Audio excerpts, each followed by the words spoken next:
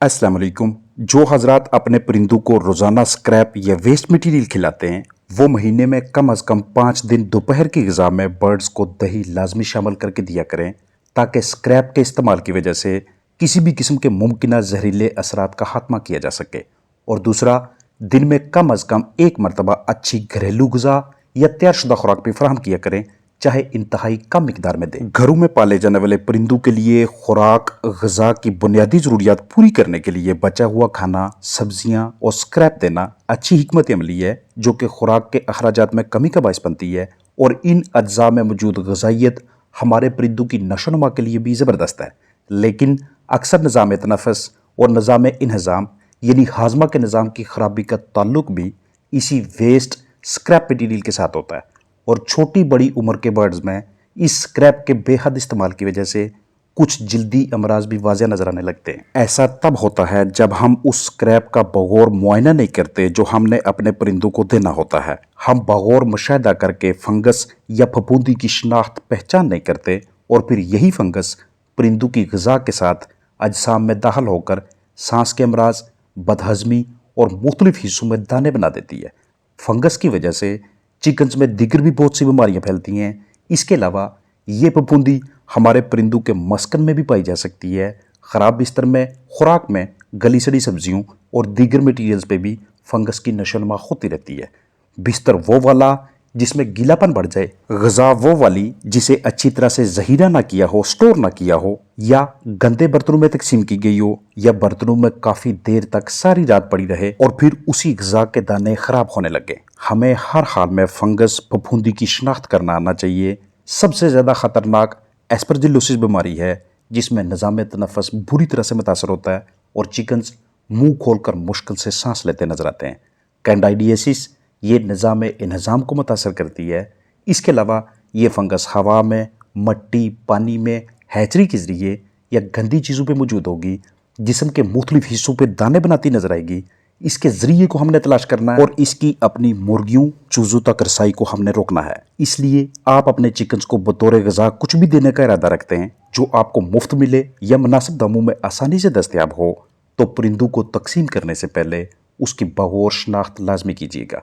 अच्छी तरह से चेक कर लें। जो हिस्सा बिल्कुल ही गला सड़ा, बदबूदार नजर आए या महसूस हो तो उसे अलग कर लें, अपने बर्ड्स को ना दें। बाकी का ठीक नजर आने वाला हिस्सा बर्ड्स को देने में कोई हर्ज नहीं है। अब इस मरहले पे अगर आपके जहन में ये सवाल आए कि अगर इतना ही खतरा है तो फिर हम कीड़े, मैगेट्स, वर्म्स अपने परिंदों को क्यों देते हैं, लार्वी को बतौर ग़िज़ा क्यों इस्तेमाल करवाते हैं, वो भी तो गंदगी वगैरह में पैदा किए जाते हैं।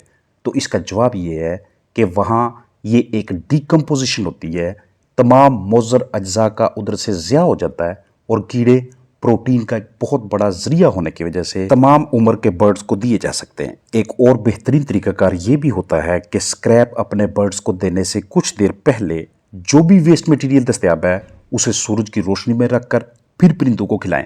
और अगर रोशनी उस दिन अच्छी तरह से दस्तयाब ना हो या वक्त की किल्लत हो तो अच्छी तरह से स्क्रैप में से छांटी कर लें, मुज़र अज्जा अलग कर लें और काबिल इस्तेमाल चिकन्स को खाने के लिए दें। हर वो जगह जहां नमी का तनासब ज़्यादा होगा वहां फंगस वगैरह की नशोनुमा के इम्कानात भी ज़्यादा होंगे, चाहे बर्तनों, रस्सियों या दीगर साजो सामान में मॉइस्चर बढ़ने की वजह से या किसी जगह पे काफ़ी देर तक पानी खड़ा रहने के बायस। अब अगर किसी भी वजह से फंगस परिंदों के अजसाम में दाखिल हो जाती है तो दही या दीगर प्रोबायोटिक्स या कॉपर सल्फेट अपने बर्ड्स को लाजमी दें। ये भी नहीं तो एप्पल साइडर विनेगर यानी सेब का सिरका या कोकोनट ऑयल या हल्दी या फिर गार्लिक यानी लहसुन ग़िज़ा या पानी में शामिल करके दें।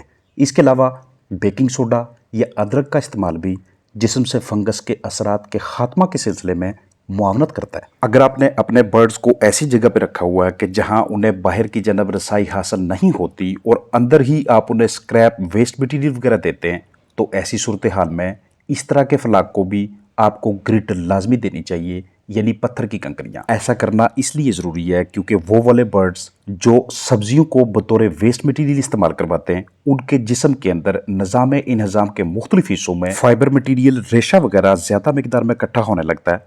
पोटे की बंदिश या बदहज़मी या फिर निज़ाम के किसी दीगर हिस्से में कोई ना कोई प्रॉब्लम बन सकती है। ऐसे बर्ड्स के लिए पत्थर की कंकरियों का मौजूद होना उस फाइबर मटीरियल को बाकायदा तरीके से पीसने, ग्राइंड करने और आहार में जिस्म से बाहर निकालने में मदद करेगा। लेकिन अगर आपके परिंदों की बाहर तक रसाई है, खेतों में मुख्तलिफ जगहों पे वो जाते हैं, तो लाजमी तौर पे वहीं से ही वो रेत को या छोटे छोटे पत्थरों को अपने जिस्म में ले जाते हैं, वो भी ग्रिट के तौर पे यानी कि पत्थर की कंकरियों के चिप्स के तौर पे काम करके हाजमे को बेहतर बनाने में मदद कर रहे होते हैं। लिहाजा ऐसे बर्ड्स को आपको ग्रिट देने की जरूरत नहीं है।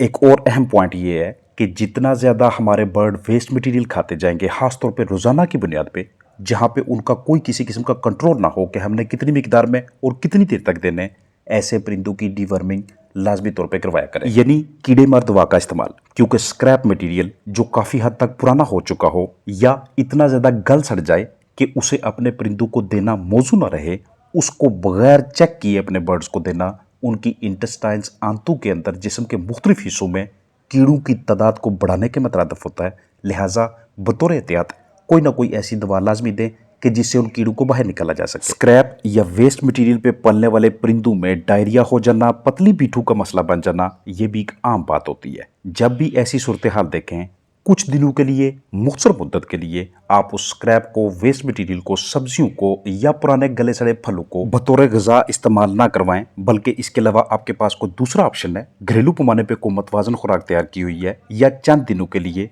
आप उन्हें कमर्शियल तैयार शुदा गज़ा देना शुरू कर दें।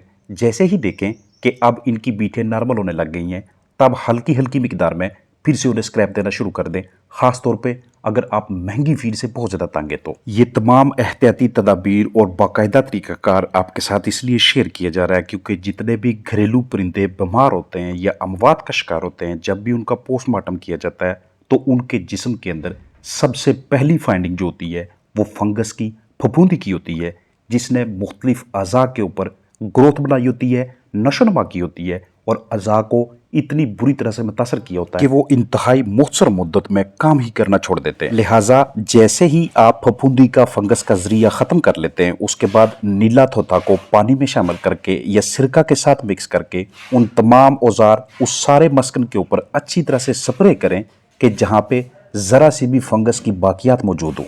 और अगर आपको नीला थोथा यानी कि एसिडिफाइड कॉपर सल्फेट आसानी दस्तयाब ना हो, तो उसके मुतबादल के तौर पे आप एप्पल साइडर विनेगर यानी सेब का सिरका और बेकिंग सोडा दोनों को आपस में मिक्स करके किसी स्प्रे बोतल में डालें और उसको आप उन तमाम हिस्सों पे स्प्रे करें। हर उस जगह पे इस अमेज़ा का छिड़काव करें जहां पे आपको खदशा है कि फंगस मौजूद हो सकती है। जब आप दोपहर या शाम को अपने बर्ड्स को कुछ भी बतौर ग़िज़ा दें तो उसे उतनी मिकदार में दें कि जिसे वो बआसानी ख़त्म कर लें, क्योंकि अगर ग़िज़ा सारी रात के लिए बर्तनों में या उस रिहाइशगाह में मौजूद रही, एक तो आपके बर्ड्स के निज़ाम अहराज यानी कि सांस मुंह से बाहर निकालने के दौरान जो मुख्तलिफ गैसेज इकट्ठी होती हैं, और दूसरा नमी का तनासब रात के मुख्तलिफ औकात में हल्का फुल्का बढ़ने की वजह से उस ग़िज़ा में उन अजनास के अंदर मॉइस्चर लेवल यानी ह्यूमिडिटी वगैरह बढ़ना शुरू हो जाएगी, और ऐसा माहौल फंगस की ग्रोथ के लिए, नशोनुमा के लिए इंतहाई साजगार होता है। तो भरपूर उम्मीद है कि अगर आप अपने परिंदों को ग़िज़ा के अखराजात में कमी लाने की खातिर स्क्रैप या वेस्ट मटीरियल दे रहे हैं,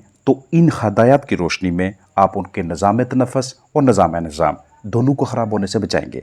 अपना ख्याल रखिएगा। अस्सलामु अलैकुम वरहमतुल्लाहि वबरकातुहू।